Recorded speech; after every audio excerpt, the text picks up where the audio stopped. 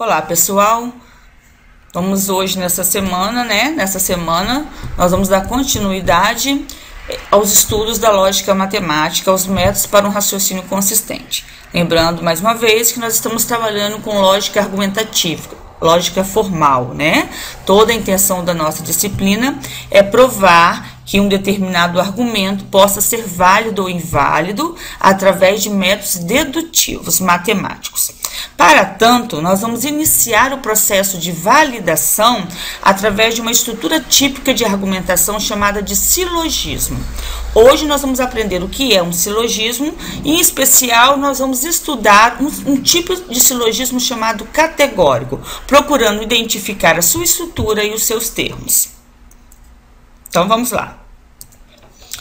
O silogismo, no geral, ele é uma teoria aristotélica, porque ele vem lá da Grécia Antiga. Aristóteles, filósofo grego, ele é considerado o pai da lógica. Ele dedicou parte dos seus estudos para encontrar métodos dedutivos que pudessem provar que uma estrutura argumentativa pudesse ser válida ou inválida.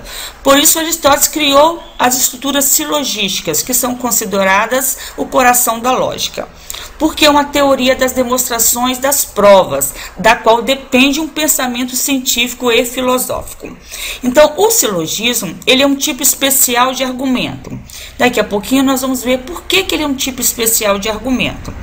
Mas ele se divide em categóricos e hipotéticos. Nesta semana, nós vamos explorar o universo dos silogismos categóricos. Na próxima semana, estudaremos os hipotéticos. Vamos lá entender, então, o que é um silogismo categórico? Um silogismo categórico, ele é uma forma particular de raciocínio dedutivo. Lembrando que um raciocínio é dedutivo quando as proposições que constituem essa argumentação dedutiva, todas as proposições exprimem veracidade dos fatos, isto é, possuem um julgamento. De forma especial, o silogismo categórico, ele é constituído por três proposições categóricas, três proposições que afirmam ou negam de forma absoluta, incondicional alguma coisa. Então, um silogismo categórico é um argumento típico, formado por três proposições. Dessas três proposições, duas são premissas e uma é a conclusão. A conclusão deriva necessariamente das premissas, pelo que seria contraditório negar a conclusão, aceitando a verdade das premissas de que aquela é a consequência necessária. Simplesmente ele está dizendo isso, olha, a conclusão deriva de extração de raciocínio entre as premissas. Então, um silogismo categórico, ele vai ser considerado silogismo categórico se ele tiver uma forma típica de duas premissas e uma conclusão, sendo considerado uma proposição categórica a proposição que afirmar ou negar incondicionalmente alguma coisa, não deixar dúvidas sobre o que se está falando. Bem, além dele ter uma forma típica, o silogismo categórico, Aristóteles estabeleceu que ele deveria, para ser silogismo categórico, ele deveria ter três termos para ter uma estrutura argumentativa. E é muito bacana isso, porque toda a preocupação de Aristóteles era construir uma forma, de argumento que não violasse nenhum fundamento da lógica, nenhum fundamento da inferência, que fosse possível fazer uma inferência, que não gerasse a não contradição, que tivesse coerência. Para tanto, ele percebeu que se fazia necessário que essa estrutura tivesse três termos, o que ele chamou de termo maior, termo menor e termo médio. Então, neste momento, para que a gente entenda lá na frente o método dedutivo da validade das estruturas categóricas, se faz necessário que a gente passe a reconhecer, a identificar, dentro de uma estrutura silogística categórica, quem é o termo maior, quem é o termo menor e quem é o termo médio. A professora vai explicar isso para vocês através de um exemplo que eu acho que fica bem mais fácil. Vamos lá. Eu tenho um exemplo aqui, de argumento. Todos os mamíferos são animais. Os cães são mamíferos. Logo, os cães são animais. É um argumento? Pergunto a vocês. Vocês diriam assim, professora, é um argumento porque todas as proposições que o constituem, todas as premissas procuram justificar algo, justifica a conclusão.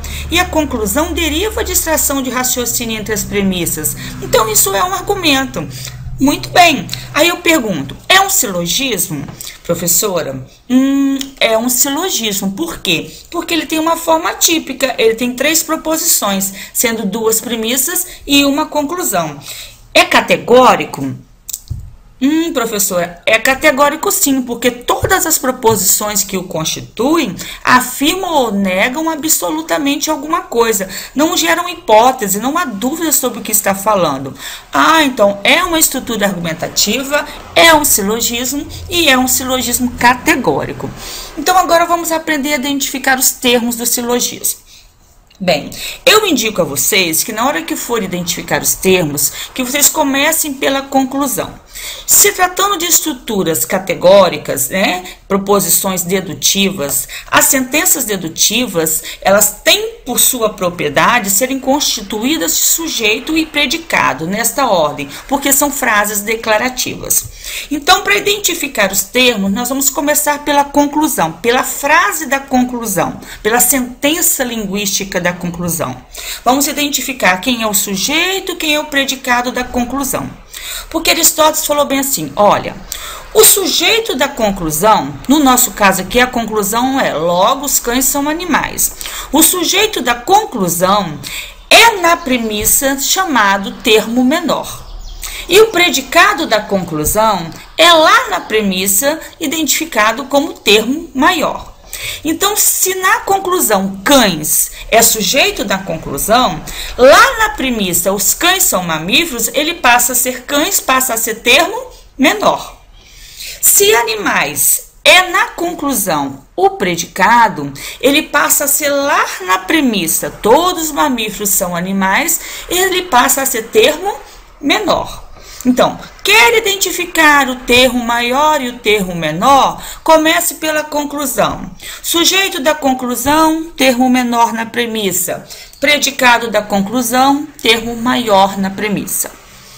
Onde está o termo maior? Aí está a premissa maior. Então, se o termo maior é animais, a premissa maior é todos os mamíferos são animais. Se cães é o termo menor, a premissa menor é os cães são mamíferos. E o termo médio? O termo médio é o termo de mesma identidade, significa o termo que tem a mesma classe de coisas, que aparece nas premissas, mas nunca aparece na conclusão. Olha, o termo médio é o elo de ligação entre as premissas, é o que garante que a pessoa vai continuar falando da mesma coisa, porque lembrem-se, para ser argumento, as premissas têm que estar inferidas, buscando justificar algo. A pessoa não pode falar uma coisa, mudar de assunto na outra, porque senão não vai gerar estrutura argumentativa.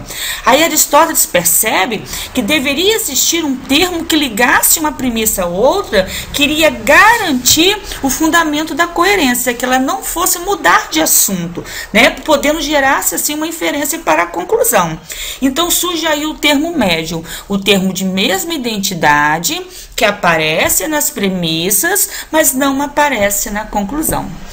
Assim nós identificamos 3 termos, muito fácil. Vamos fazer um review? Sujeito da conclusão, termo menor na premissa. Predicado da conclusão, termo maior na premissa. O termo que se repete entre as premissas de mesma identidade, que aparece nas premissas e não aparece na conclusão, termo médio. A premissa maior é aquela que contém o termo maior. A premissa menor é aquela que contém o termo menor. Muito fácil isso, né? Então, tudo bem. Façam os exercícios e até a próxima aula.